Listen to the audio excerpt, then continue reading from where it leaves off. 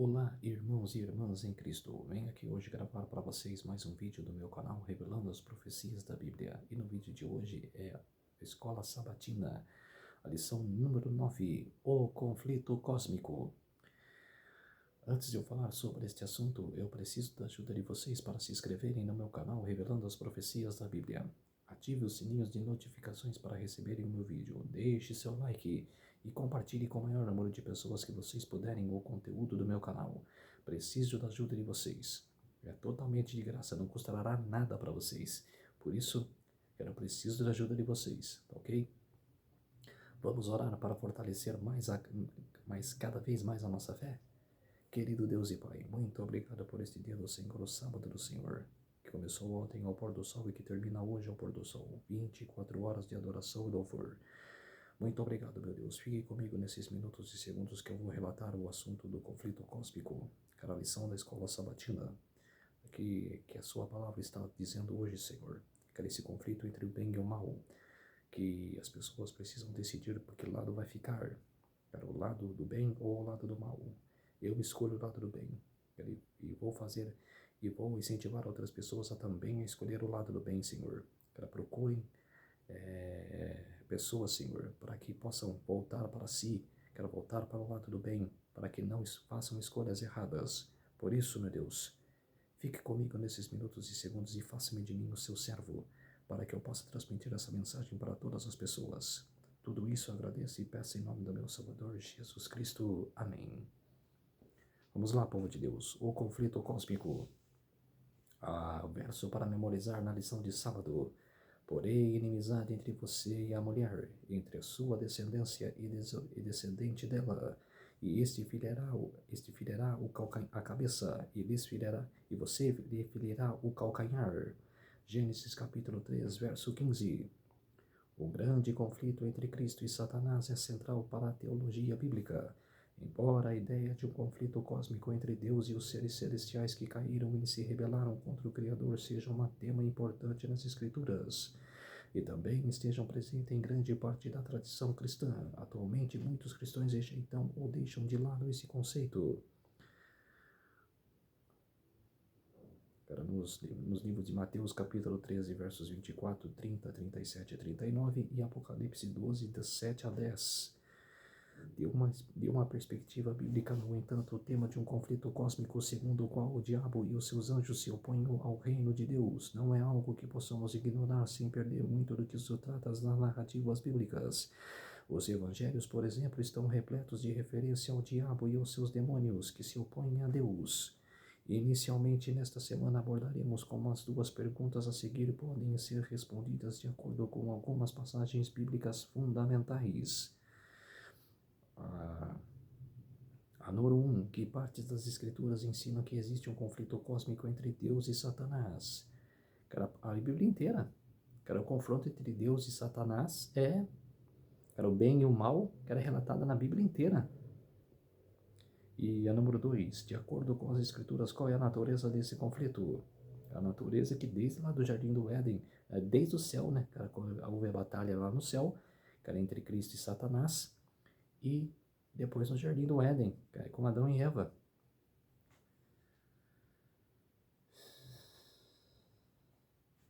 A lição de domingo, um inimigo fez isso.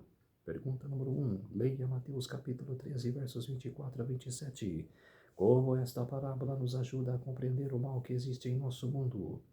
Jesus contou a história de um proprietário de terras que semeou apenas boas sementes no seu campo. Contudo, o joio acabou brotando no meio do trigo. Quando viram isso, os servos do proprietário lhe perguntaram: Patrão, o senhor não semeou boa semente no seu campo? De onde então veio o joio? Mateus capítulo 13, verso 27. Esta pergunta é parecida com o que muitos fazem hoje em dia sobre o problema do mal. Se tudo o que Deus criou era bom, por que existe o mal? Pergunta número 2. Leia Mateus capítulo 13, versos 28 a 30, à luz da explicação de Cristo nos versículos 37 e 40. Esses fatos também esclarecem a natureza do conflito cósmico. O dono do campo respondeu à pergunta de seu servo, dizendo: Um inimigo fez isso. Mateus 13, 28. Depois Jesus identificou aquele que semeia a boa semente como o Filho do Homem, quem é ele mesmo. Mateus capítulo 13, versos 37. Além disso, explicou que o campo é o mundo e que o inimigo que semeou o joio é o diabo. Com isso, Jesus escreveu de maneira bastante explícita que existe um conflito cósmico entre ele e Satanás. Por que existe Por que existe o mal no mundo? O mal é resultado de uma obra de um inimigo, o diabo, que se opõe ao dono do campo. O inimigo fez isso. Mateus 13, 28. Essa resposta, no entanto, desperta o seguinte questionamento: o Senhor quer que a gente vá e arranque o joio. Em outras palavras, por que não acabar com o mal agora mesmo? Não, o Senhor respondeu, porque ao separar o joio vocês poderão arrancar também com ele o trigo. Deixam que cresçam juntos até a colheita. Mateus 13, 29 e 30 e compare com Marcos capítulo 4, versículo 29. De acordo com a parábola, Deus acabará com o mal, mas arrancá-lo antes do momento certo resultaria em danos colaterais irreversíveis que acabariam prejudicando o bem. Pergunta no rodapé: quais são alguns dos riscos de se tentar arrancar o joio neste momento? Ao mesmo tempo, porque isso não significa que devemos simplesmente ignorar o mal. Porque a gente é pecaminoso. Por isso que Deus não acaba, cara, com o mundo, porque todo dia nós temos pecado. Mesmo que não seja um pecado grave, cara, todo dia nós pecamos. E como ele vai acabar com o mal? Sem, cara, nós termos o selo de Deus. Sem nós termos o seu selo. Como ele vai acabar com isso? Como se desde o Jardim do Éden, ele tem, desde lá da fundação do mundo, lá no céu, que ele já tem o plano da redenção. Que ele já tem um plano para nós. Como ele vai acabar com esse mal? Não tem jeito. Ele ia acabar com todo mundo. Caramba, arrancando o mal, o bem iria junto. Porque mesmo que a pessoa é bondosa, a pessoa é humilde, cara, não faz mal a ninguém, ela anda certo, ela anda nos caminhos de Deus, cara, ela é pecaminosa. Ela não tem como, ela seria afetada também.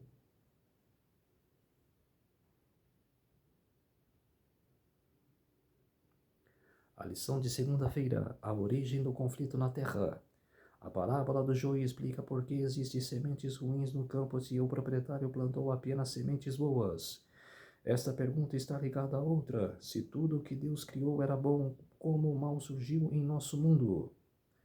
A pergunta número 3. O que as palavras de Deus revelam sobre a condição do mundo quando ele terminou de criá-lo por essa avaliação é importante. Gênesis capítulo 1, verso 31. Quando Deus terminou de criar o mundo, tudo era muito bom. Em Gênesis 1 não há nenhum indício de mal na criação da terra.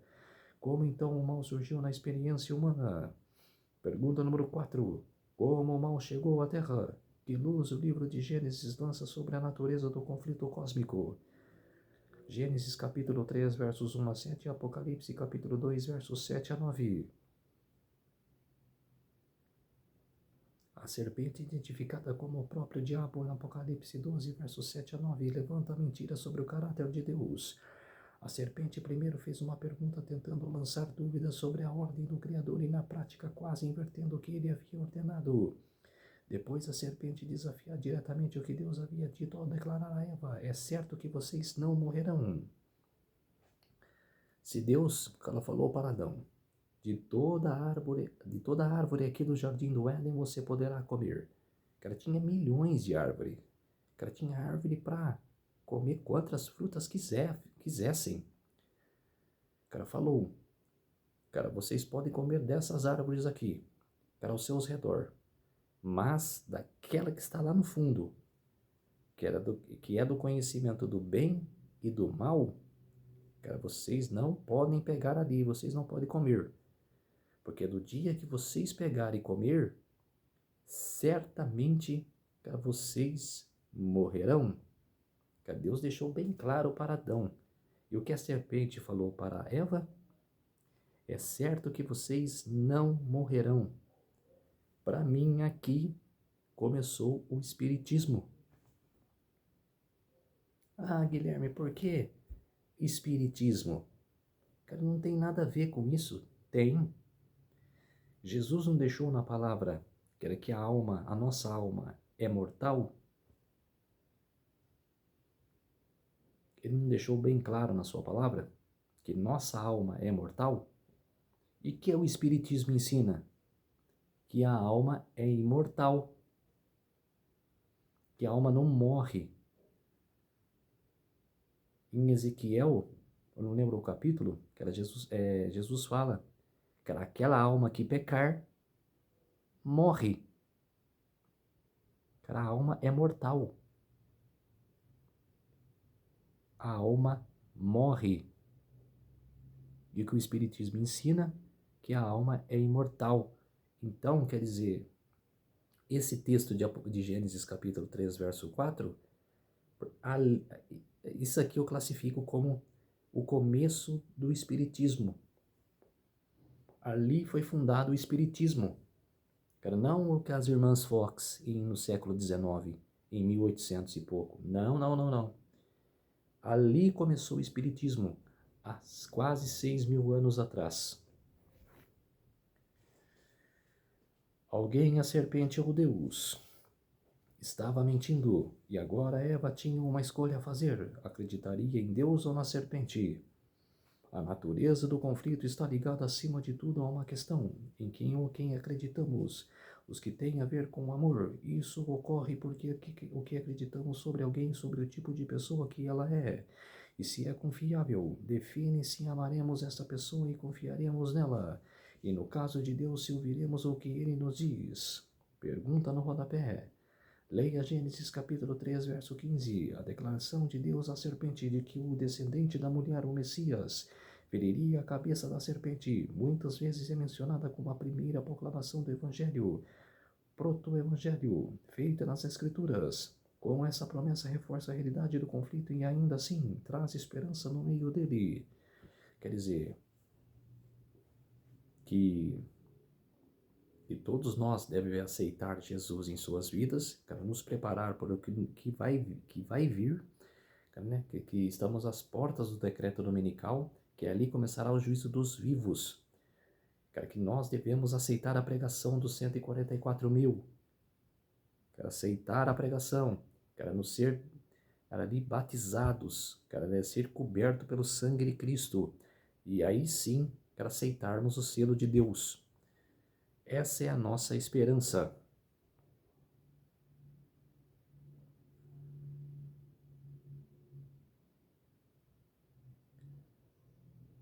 A lição de terça-feira, a origem do conflito do céu.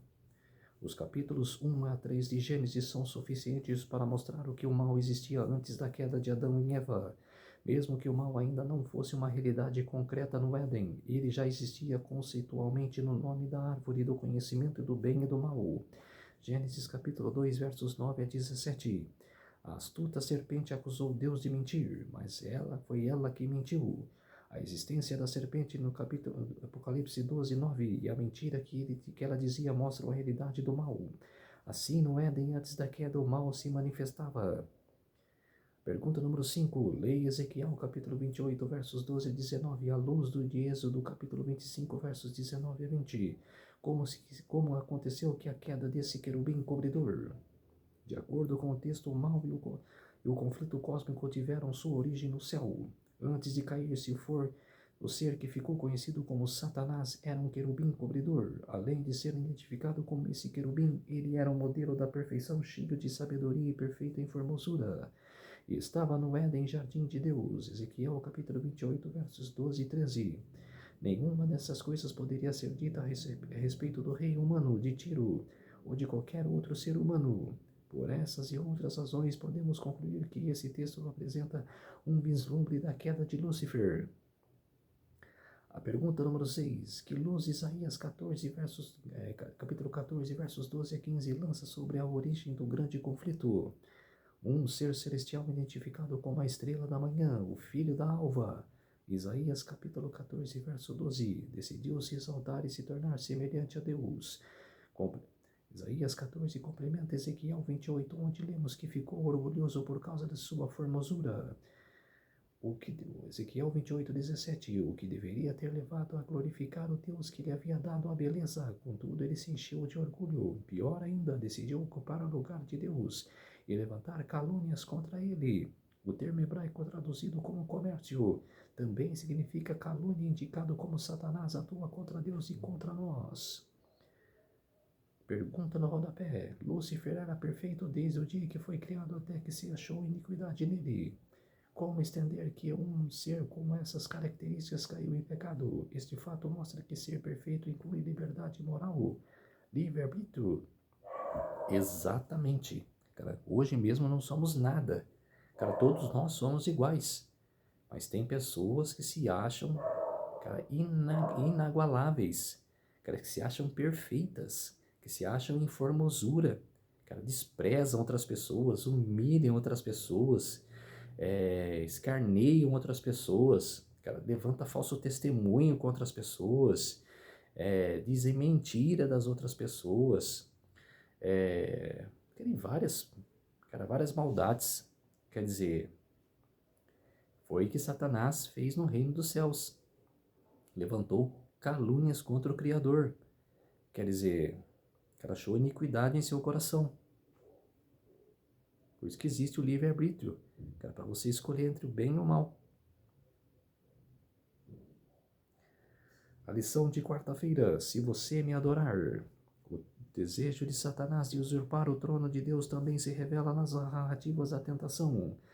Mateus capítulo 4 e Lucas capítulo 4. No encontro entre Jesus e o tentador podemos descobrir bastante sobre a natureza desse conflito. Aqui vemos a realidade do grande conflito entre Cristo e Satanás, mas desenrolado de maneira bastante nítida e expressiva. A pergunta número 7. O que a Bíblia revela sobre o conflito entre Cristo e Satanás? Jesus foi levado pelo Espírito ao deserto com o propósito expresso de ser tentado pelo diabo. E antes de enfrentar esse desafio, Jesus tentou durante 40 dias. Então, quando o diabo apareceu, ele tentou Jesus a transformar pedras em pães, zombando da fome extrema de Cristo. Mas ele confrontou essa tentação usando as Escrituras e a estratégia de Satanás fracassou. Então, na tentativa de levar Jesus a agir com presunção, o diabo tentou se atirar no pináculo do templo. Satanás distorceu as Escrituras ao sugerir que Jesus fosse verdadeiramente o Filho de Deus. Os anjos o protegeriam. Mas novamente Jesus rebate a tentação, apresentando a interpretação correta das Escrituras.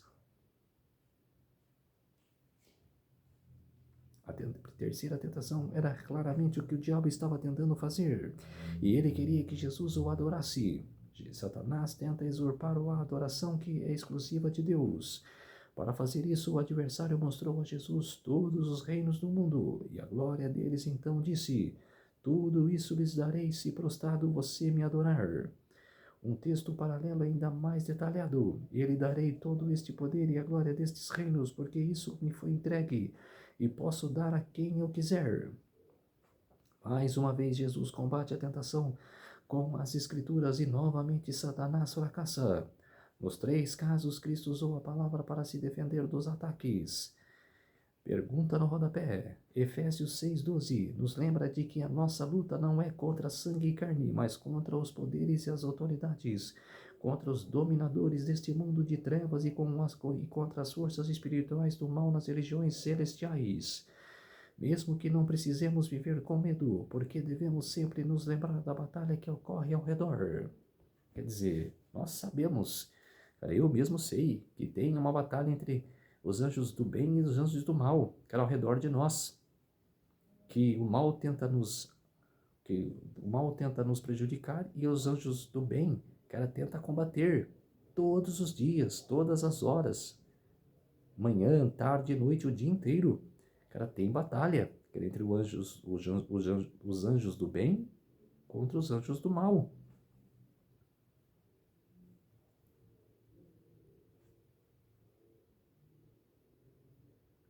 Lição de quinta-feira: a natureza do conflito cósmico. Como é possível um conflito entre Deus e Satanás? Como alguém poderia se opor ao Todo-Poderoso? Se o conflito cósmico fosse simplesmente por poder, teria acabado antes de começar. Ele deve ser um tipo diferente.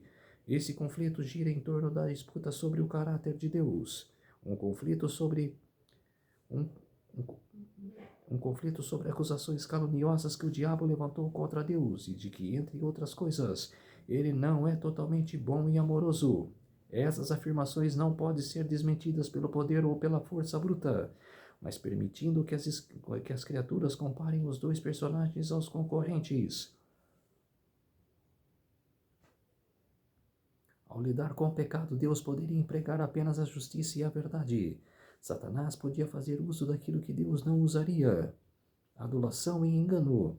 Diziam também que, ao exigir submissão e obediência das suas criaturas, Deus estava apenas procurando a própria exaltação. Portanto, deveria ser demonstrado perante os habitantes do céu e de todos os mundos que o governo de Deus é justo. Satanás tinha dado a impressão de que estava procurando promover o bem do universo. O verdadeiro caráter do usurpador e de seu objetivo real deveriam ser compreendidos por todos. Deveriam ser dado um tempo para que os seus atos de maldade mostrassem quem ele realmente era.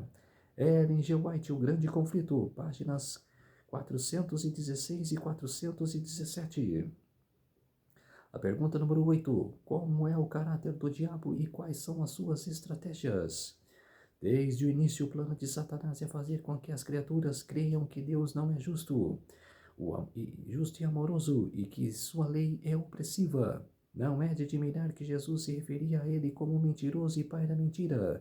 João capítulo 8, versos 44. Jesus, por outro lado, veio ao mundo para dar testemunho da verdade e combater as mentiras de Satanás, derrotando em última análise, destruindo o diabo e seu poder. Satanás é, número 1, a antiga serpente. Número 2, aquele que acusa o povo de Deus. Que acusa o povo de Deus perante a corte celestial. E número 3, o dragão que governa e seduz o mundo inteiro. A palavra grega traduzida como diabo significa acusador, mostrando mais uma vez que o conflito cósmico diz respeito a crenças, especialmente sobre o caráter de Deus. Lição de sexta-feira, estudo adicional. Deus não é responsável de maneira nenhuma pela origem do pecado. Não é mais claramente ensinando nas Escrituras do que isso. O pecado é um intruso, cuja presença não tem justificativa, e algo misterioso e inexplicável justificá-lo equivale a defendê-lo.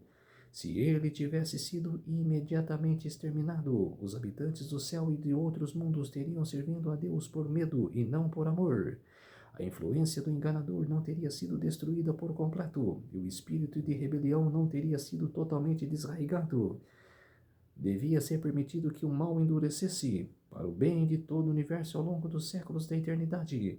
Satanás devia desenvolver de forma mais completa de seus princípios. Isso faria com que todos os seres criados pudessem ver o verdadeiro caráter das acusações feitas por ele contra o governo divino, e a justiça e a misericórdia de Deus, bem como a imutabilidade de sua lei, ficariam para sempre livres de qualquer constentação. O Grande Conflito, páginas 412 e 417.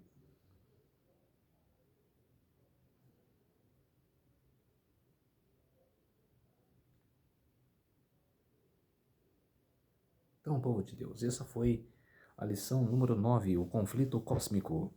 Vamos orar para fortalecer mais a nossa fé. Querido Deus e Pai, muito obrigado por este dia do Senhor, que começou ontem ao pôr do sol e que termina hoje ao pôr do sol. 24 horas de adoração e louvor. Muito obrigado, meu Deus.